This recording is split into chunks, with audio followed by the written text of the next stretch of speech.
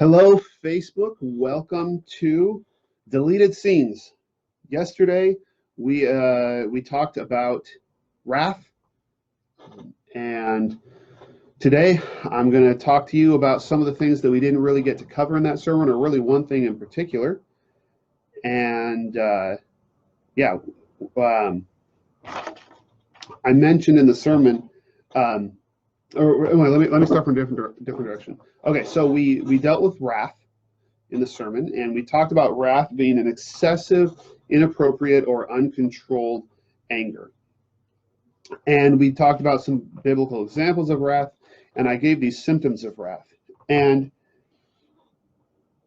I mentioned this issue, this connection, but I didn't really get into it very much about the fact that human beings have wrath, and we defined wrath as a sin, as a sinful version of anger. But we actually more often connect the word wrath with God's anger and the idea of God's righteous anger. And so the question is, what is the difference between our anger and God's anger? Why is it a sin? Why is wrath a sin for us, but it's not for God? Part of that is just in word choice, but this sinful level or type of anger. I use the word wrath because anger is the more common word that we use in English, so wrath distinguishes it from anger. But if we were to define God's wrath, there would be an open question whether God's wrath counts as anger or wrath based on the way I'm using those words. And that's really what I want to talk about today is God's anger appropriate, or is it excessive? Is it anger or is it wrath? And this is something that we talk about a lot because it's one of the criticisms or complaints that people often have about the Bible, is that they feel like God, the Old Testament God, is angry and judgmental, and they have a hard time dealing with the God of the Old Testament. And we've even gotten into this mindset where we say that there's an angry God in the Old Testament, and but we are saved from that angry God by Jesus. Oh, hi, Christine. Thanks for checking in. Hello. All the way from Texas. Very cool. So this is a very old tradition. This is a very old idea, the idea that the Old Testament God is angry and Jesus is nice and forgiving. It actually goes back so far that it is responsible for one of the early heresies. So one of the earliest heresies that we have, where we know what they actually taught, is called Gnosticism. And in Gnosticism, it had a bunch of different versions, but one of the common versions was this idea that there was God, and then there was the Hebrew God, and then there was Jesus. Hey, Richard. I'm doing good. So there's this idea that the basic idea was the physical world is evil. And so if the physical world is evil, then where did it come from? If there's a good God and the physical world is bad, how could the physical world come to be? And the idea was there must be some evil God under the good God who was responsible for creating this horrible material place that we live in. And so that's where we get the physical world. And so there's God, and then there's the creator God who's evil, and that's the Old Testament God. And then the top God sent Jesus to save us from the Old Testament God. It's a very old idea. And so what we're going to talk about is we're going to kind of analyze this a bit. And ultimately, I have no... Welcome back, Facebook. We got cut off there, and I'm trying not to get wrathful about it. Sorry. Anyway, I'm not sure what happened there, so I can't be sure that it won't happen again, but we're going to do our best to carry on. And I know we had a few people chiming in, and I hope we pick them back up, but we're just going to carry on. So we were talking about this idea that the God of the Old Testament is angry and evil, and Jesus is friendly and cuddly and nice, and it has a long history. So the question is, so now what we're going to do is we are going to take a look, and we're not going to solve this in one sitting. I think that's where I got cut off. I have no pretensions of solving this in one sitting, but it's worth talking about. So the interesting thing is the Bible uses or the Bible translators, I should say, use the word wrath a lot for describing God and his punishment of sin, especially in the book of Romans. And when you take a look at the list of symptoms from the sermon, you find that that people have definitely argued that a lot of these symptoms apply to God. There is this sense God has been accused of getting angry over things that are not genuinely injustices. You know, he gets angry about somebody touching the ark when they're not supposed to. That doesn't seem like that big of a deal. God definitely gets accused of complacency, of not getting angry about the things that he should be getting angry about. He gets accused of lashing out, of expressing anger towards whoever is closest instead of who is to blame. He gets accused of pugnacity, getting angry too easily. He gets accused of fury, of getting too angry, over punishing people. Resentment, he gets accused of holding on to anger for too long. And I think he gets accused of malice, of deliberately trying to hurt someone just because you're angry. People think of God sometimes as a kid on an anthill with a magnifying glass. So there are definitely people who would argue that God's anger applies to, or God's anger qualifies as sinful wrath. And so the question is, how do we come to terms with that? Well, I think there's a couple of things that we have to discuss as we figure out how to view God's wrath and the things that he does. And it doesn't take much reading of the book of the Old Testament to find examples of God's wrath. But I would also argue that it doesn't take very long to find examples of God's mercy either. And the interesting thing is that in the Old Testament, when they define God's attributes, they say he is gracious and merciful, slow to anger, and abounding in steadfast love. And so the Hebrew word for anger it refers to your nose. Hebrew has a very small vocabulary, and so all of their words do double duty. Every word is used metaphorically, and so anger, the word refers to your nose and kind of the flaring of your nostrils. And so it's funny that to be slow to anger in Hebrew, what it literally means is to be long of nose. God has a long nose, hence the title of this video of how God is like Pinocchio, because it says he is gracious, merciful, long of nose, and abounding in steadfast love. And so the Old Testament, the very place where we find all these stories of God punishing people, is also seems to have this idea that God is compassionate and slow to anger and abounding in love. So who's right? Is God wrathful, or is God gracious, merciful, slow to anger, and abounding in steadfast love? Well, there is a certain sense in which we cannot answer that ourselves definitively. And the reason for that has very much to do with what we talked about in the sermon. Remember, I defined wrath as when we say that, where wrath is when our sense of right, or our anger and our temper is tied up with ourselves rather than true right and wrong. And so I'm getting angry at my own personal inconveniences rather than what is truly unjust.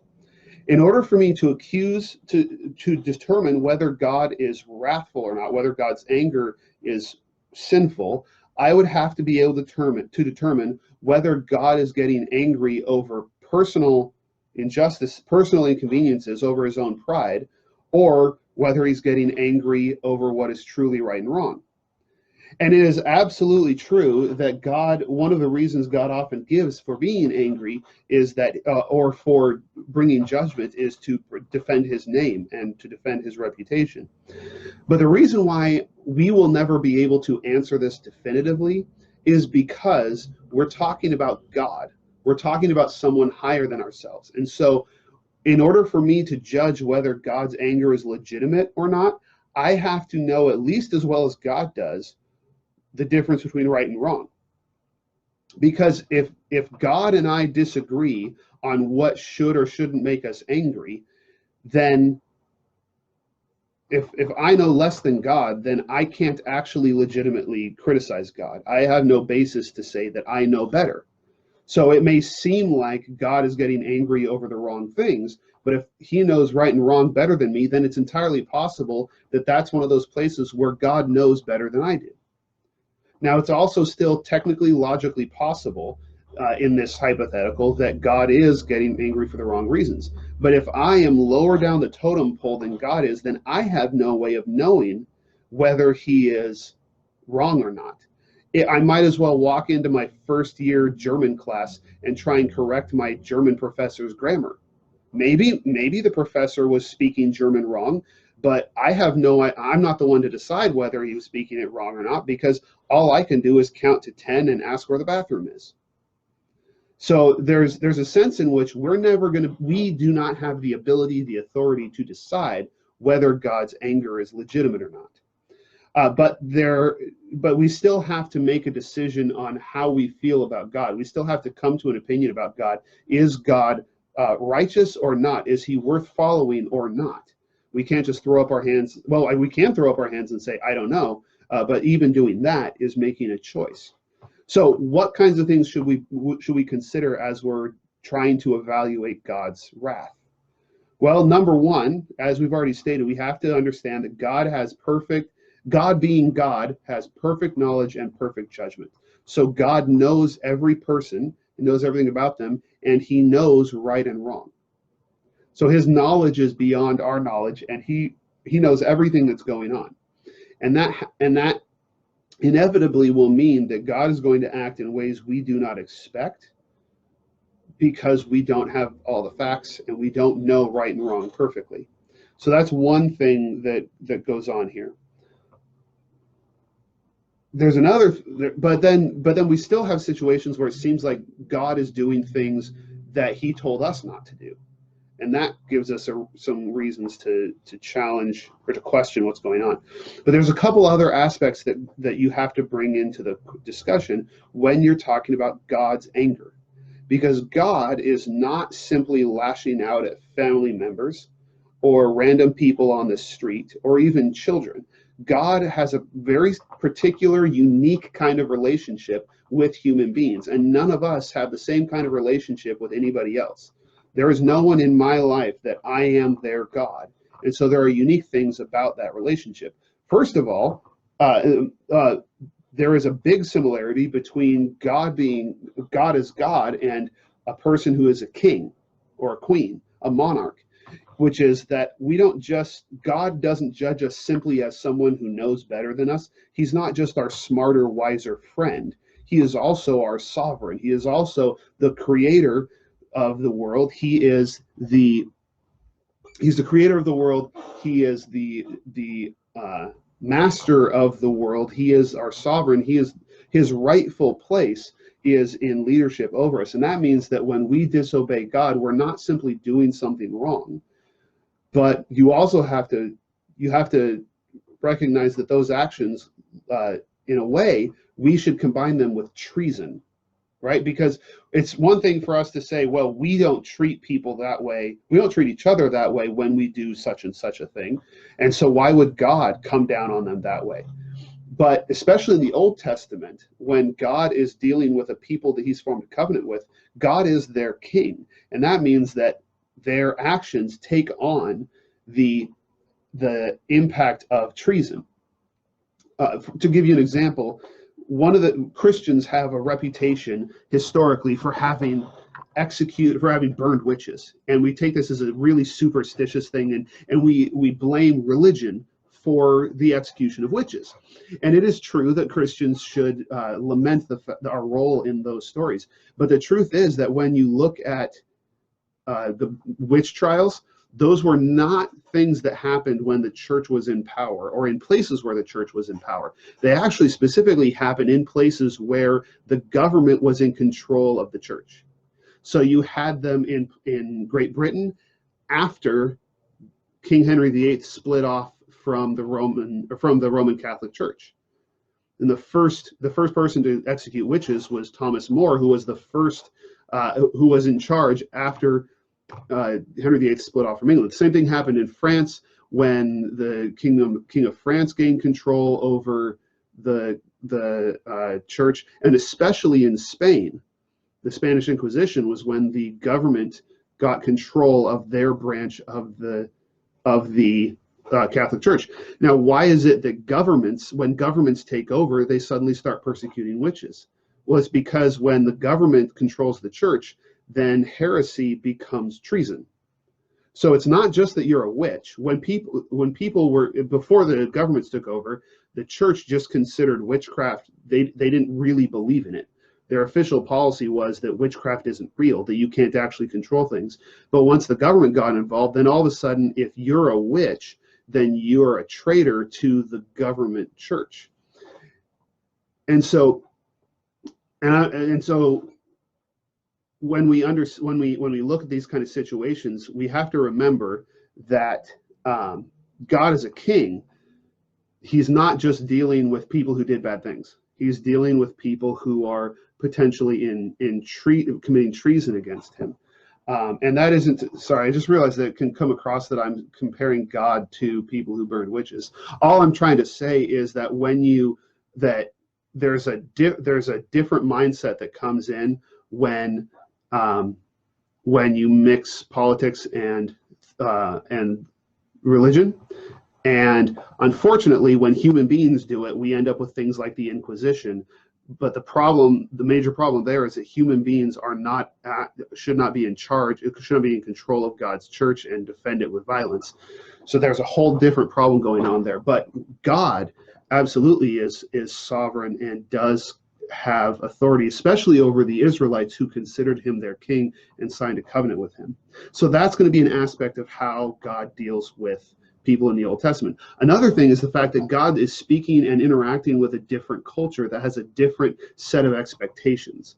And so one of the things that we unfairly expect of the Bible is that God will act in, let's say, 2000 BC. We expect him to act according to our norms in 2000 AD. And which, unfortunately, for us, that would make absolutely no sense to the people he was interacting with.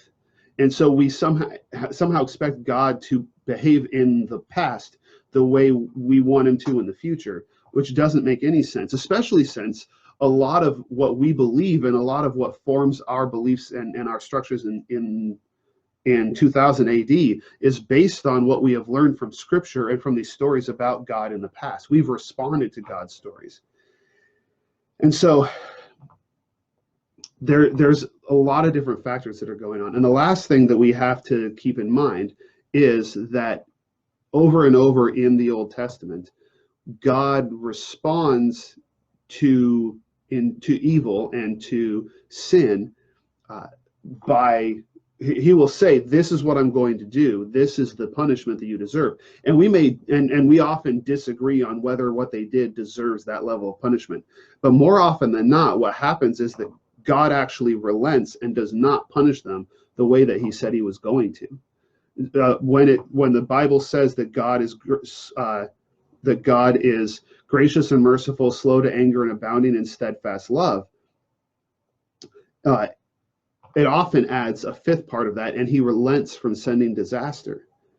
because you remember that as we're talking about this ancient culture, they expected God to be more violent, to be more angry, and to be more judgmental and destructive than he actually was.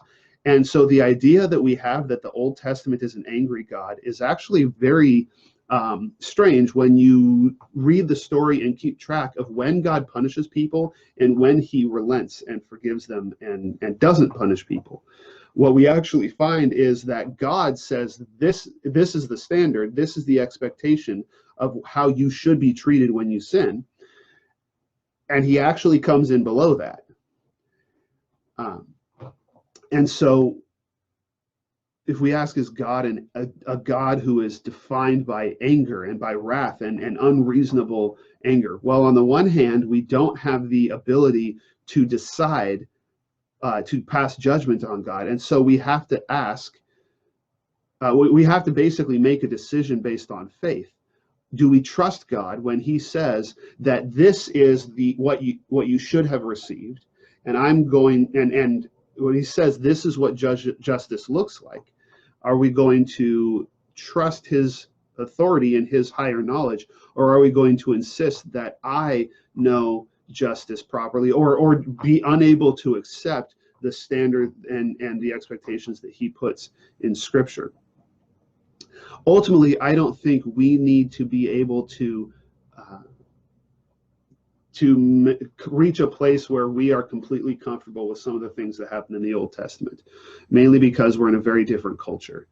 And I think that it is actually a sign of it can be a sign of a very healthy Christian conscience when we are uncomfortable with some of the punishments that happen in the Old Testament, because as long as that discomfort comes from the fact that our consciences have been formed by our awareness of the grace of God.